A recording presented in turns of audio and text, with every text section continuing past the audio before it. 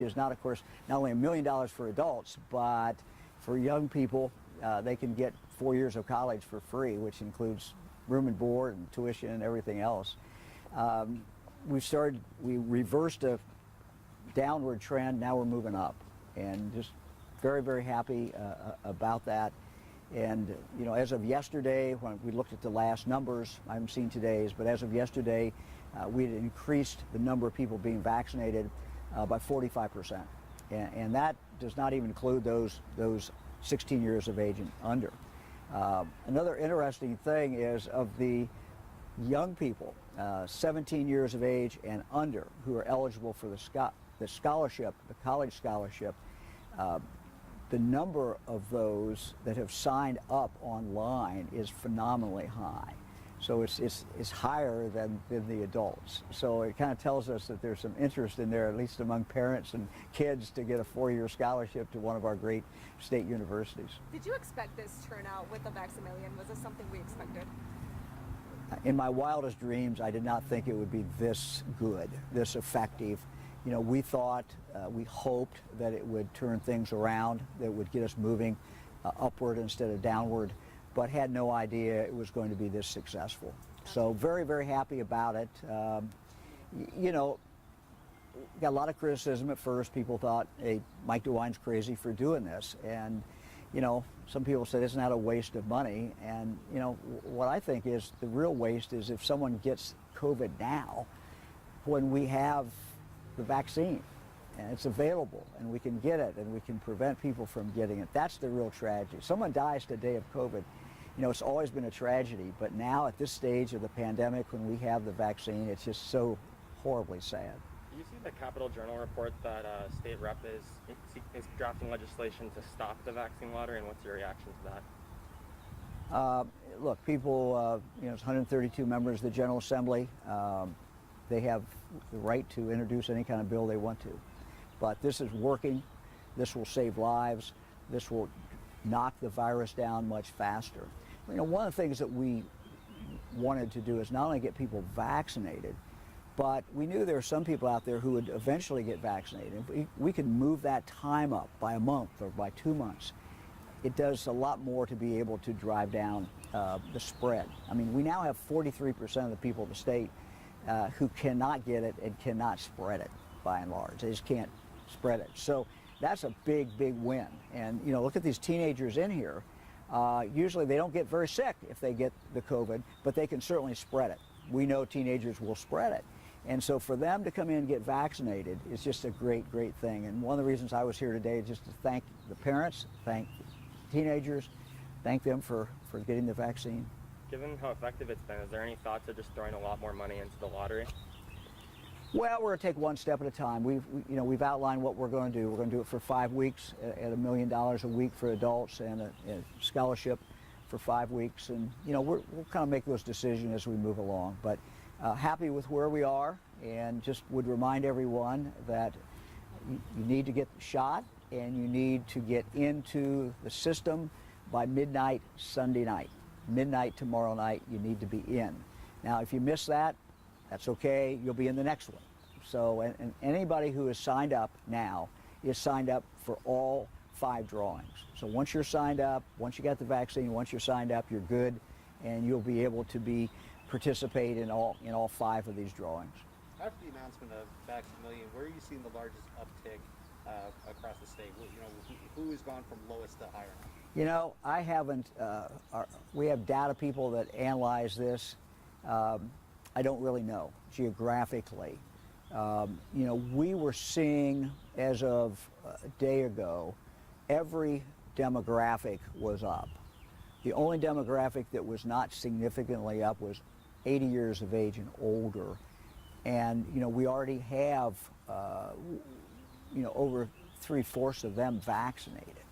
So we didn't see quite the uptick there, but what my team told me is that geographically and demographically, we were seeing an uptick in all these different groups. I mean, frankly, when we had the Johnson & Johnson pulled off the market, that's when we really started seeing it go down, and we couldn't stop it from going down. And, you know, fewer and fewer people every day, virtually every day. And we just felt we had to try something. And this Vaccination has turned out to be something where there's some excitement out there. And, you know, we're up 45% from where we were before we made the announcement. A few weeks into that J&J start, how's the safety profile looking? Any incidents of blood clotting in Ohio yet? No, I don't. You know, I don't know of anything. You know, our doctors tell us that it's good. I consistently hear the same thing from doctors, that they think it is good. And it's interesting. I've been to different locations. I was the other day.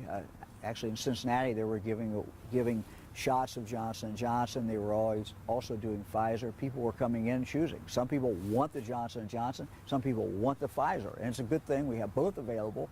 And it was breaking out fairly even yesterday in Cincinnati when I was there. What seems to be the ultimate mood inside here, you know, amongst the teams? Is it about getting the scholarship, or is it about getting the vaccine? I think it's a relief. People happy to get it. Happy about being able to do more things with their life. You know, this morning in Dayton, I was talking to a cross-country runner and her parents. And, you know, one of the things that's been tough is kids who play sports, and one of them got it, and then, you know, the team was quarantined, and so kids have lost weeks of their season. And so the idea that if everybody on that team gets vaccinated, they're not going to lose a season. They're not going to lose a week. They're going to be good. And I think that really has an appeal. I talked to a coach this morning, football coach, and that's, he and I were talking about, you know, getting everybody vaccinated on that team, and, you know, they're good to go. Not authorized in Ohio yet, but there's the big AstraZeneca facility north of Cincinnati.